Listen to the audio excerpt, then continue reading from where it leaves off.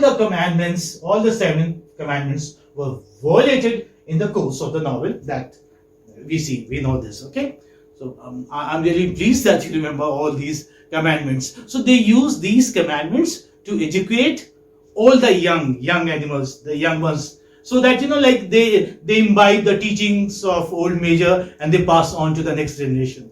So that must have been the intention. That is why they have these commandments. These commandments were written on the wall, on barn, you may say. And what was the purpose of these commandments? To educate all the young ones, young animals. All animals, you may say, who were not very intelligent. The animals begin to, as a result, what happened?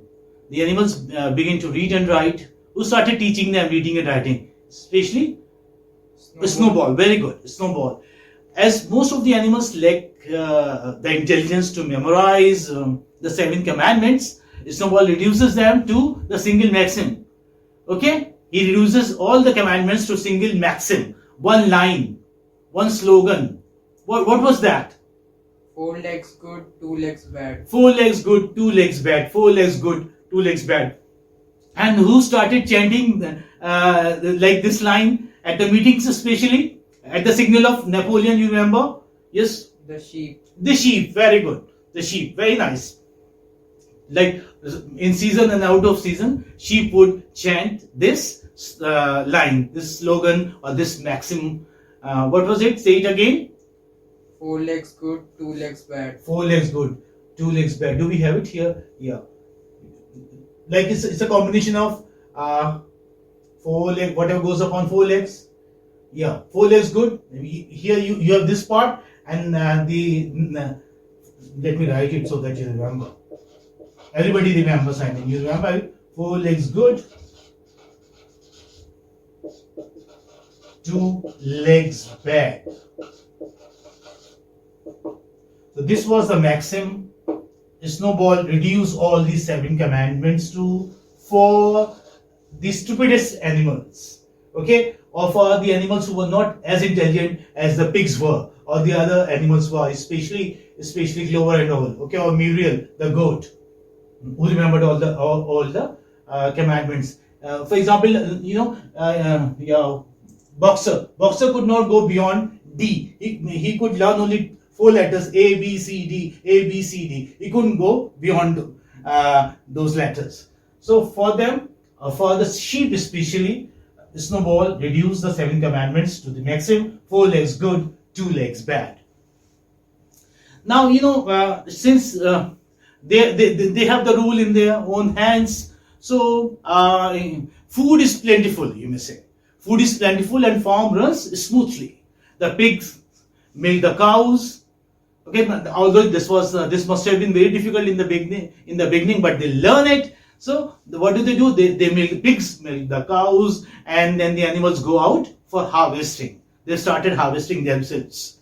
Why? Because they do not have the men around to do it, and they have to do it themselves. They have they have a rule of their own, so they are doing it all themselves. So after say cows are milked, where do they go? They all go for harvesting. When they return, the milk disappears mysteriously.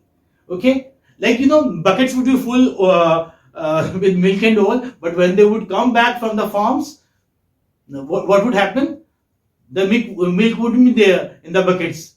It was all missing, and it would disappear mysteriously. Like who was taking milk? The pigs. The pigs. And what was the critics given to them? That they do? Come on. That they need it for their thinking. Okay, yes. And taking decisions. Taking decision, because they do the brain work. This is what they said. They do the brain work. That's why they need milk. Because it has protein, so they need this milk.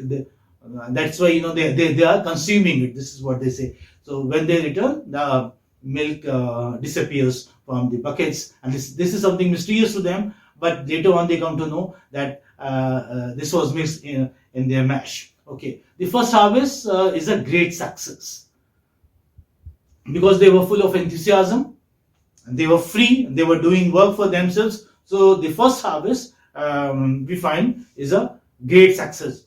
It was plentiful, you may say. The animals adhered to the tenets of animalism happily. These are the tenets of animalism. They adhere to all these tenets very say religiously, you may say, very religiously. Well, what are tenets? Okay, I hope you know tenets. Have you heard the word tenets? Yes, religious doctrines, you may say. They are religious doctrines, or say dogmas, that are proclaimed as true without proof. When you take something as true, okay, as real, as right, but there is no proof to it, you call it a tenet. Okay, like dogmas and all, religious dogmas or religious doctrines. That's what we say. So they all adhere to them very religiously. That's why I said, okay, yeah, very delightfully. Means they abide by those commandments, by these commandments that I have written on the board. So each animal works according to his ability and gets a fair share of food. Like in the beginning, they had sufficient food. Food was plentiful, so they had sufficient share of food. Like no animal was starving in a way. Some months after the rebellion, Mr. Jones and his men returned to the farm and attempt to reclaim the property. Okay, now they had lost the farm, they had lost the farmhouse. So what to do? This was expected, in fact. Like it was expected that Mr. Jones wouldn't be silent for long. So he comes back, he returns to reclaim his property. But under Snowball's leadership, the animals repel the attack. Okay, they make him move back. They make him retreat, Mr. Jones, and Mr. Jones disappears for good. Well, what does the expression mean? Come on, could you tell me? Mr. Jones disappears for good. What does it mean, for good? Mr. Jones disappears for good. For good means forever. That means he never comes back again.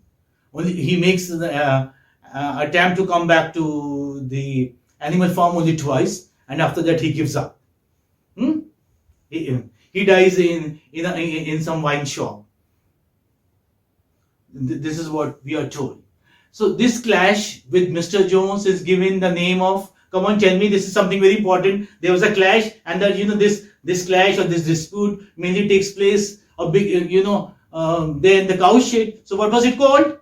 The Battle of the Cowshed. The Battle of the Cowshed. Very good, very good. This dispute, this quarrel, or this combat, whatever it is, whatever you can call it, or say battle. This battle was given the name of the Battle of Cowshed. Very good. This was the first battle. This was the first battle, and this was a very significant battle. After that, Mr. Jones, in fact,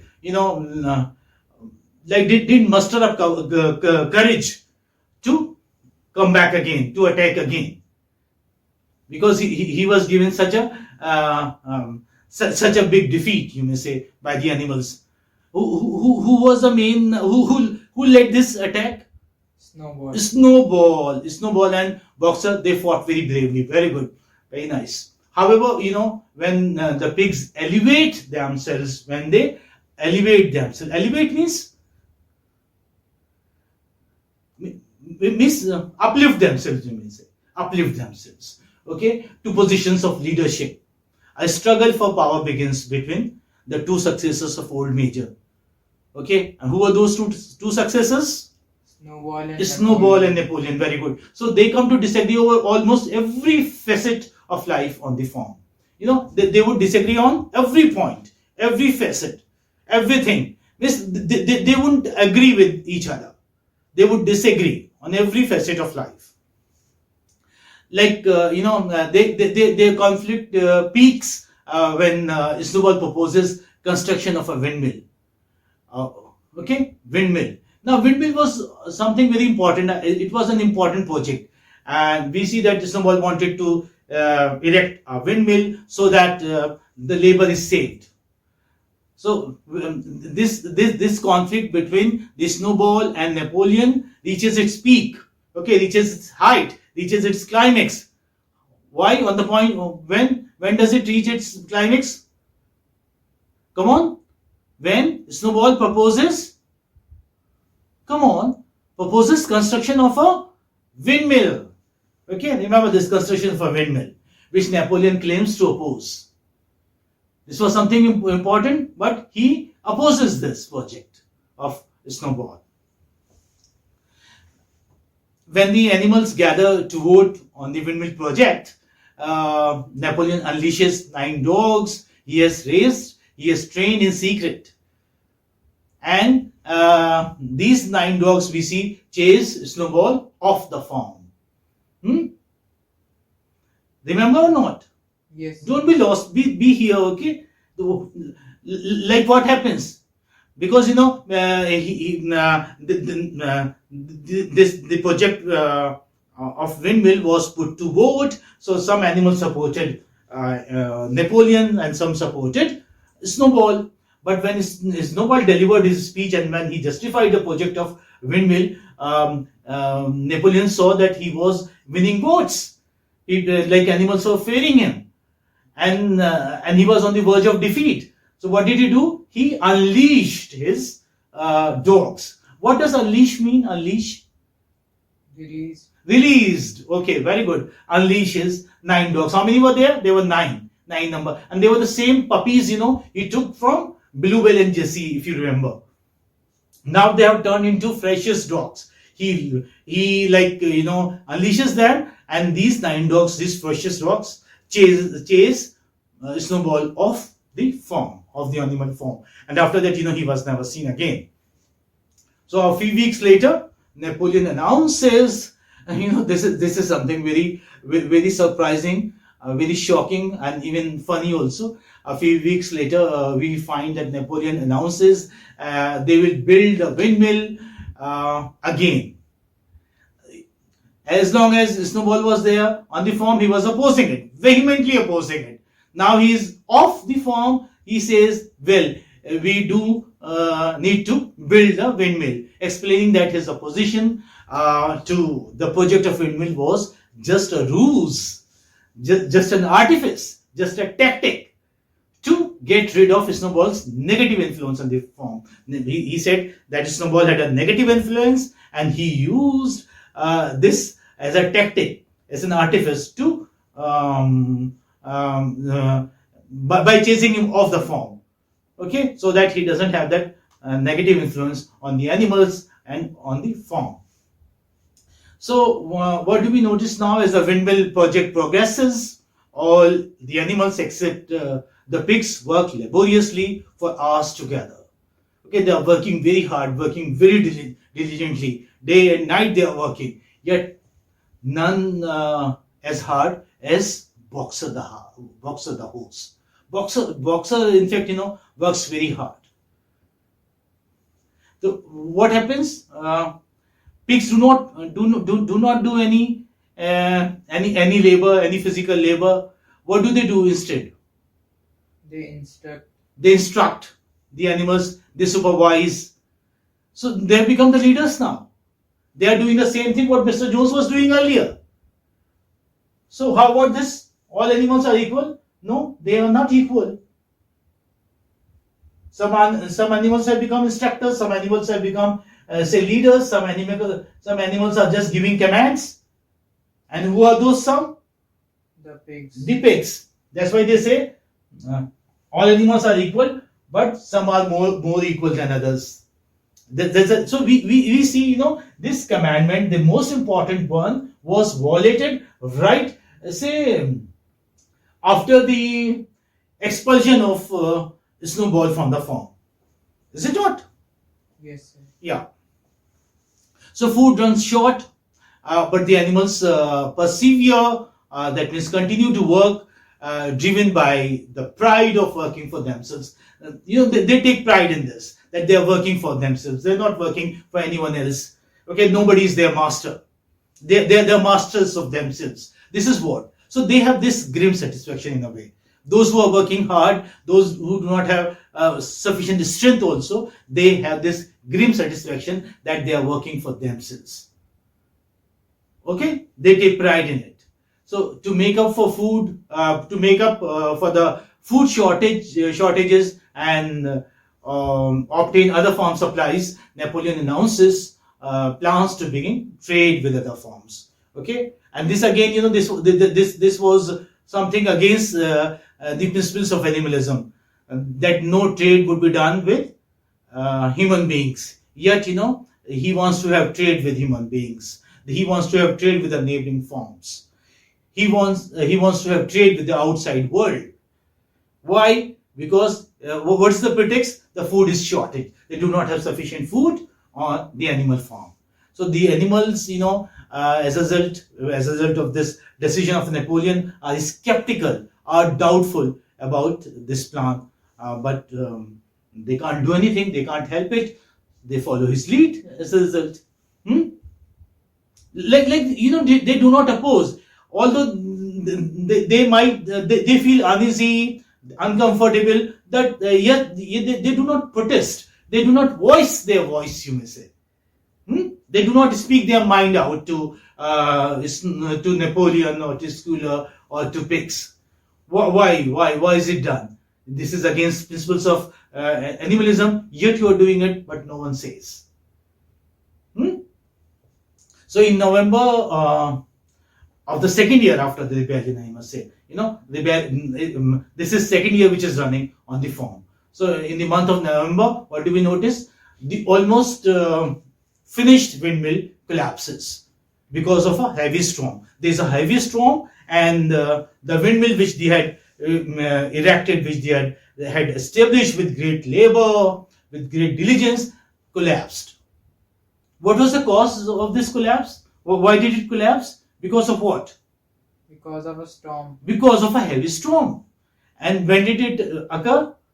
In the month of November. In the month of November. Remember this, okay? This is important. Napoleon the Pix blamed Snowball for sabotaging the project. They hold Snowball responsible for collapsing it. They say to other animals that Snowball had come in the night and he did it. Okay, and there are some accomplices of Snowball there on the farm. They are staying back. Along with them, he collapsed the windmill. So this is what they say. Don't you think like how scheming, how calculating, how intriguing Napoleon and the other pigs are? Is it not? Yes, sir. Who is made a scapegoat here? Snowball. Snowball is made a scapegoat. Yes, whatever goes wrong on the farm, Snowball is responsible for that. So this event, you may say, the collapse of windmill sets a precedent that allows the animals to blame Snowball's scheming for every misfortune that befalls a farm. Okay?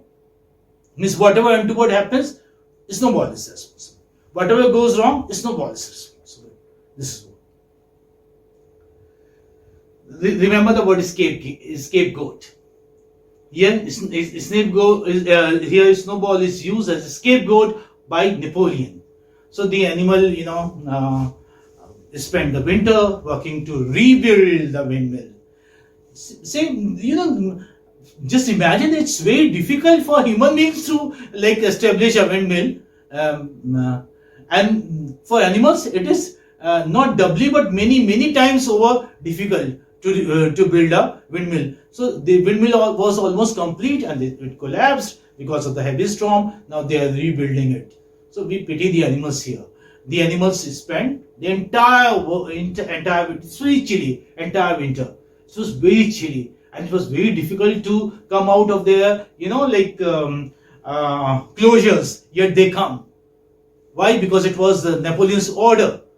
So they rebuilt the windmill, and some hence stage of protest when Napoleon orders to sell eggs to trade with other farms, because there was food shortage, and he decides to sell eggs to trade with other farms. Food continues to run in short supply for the animals.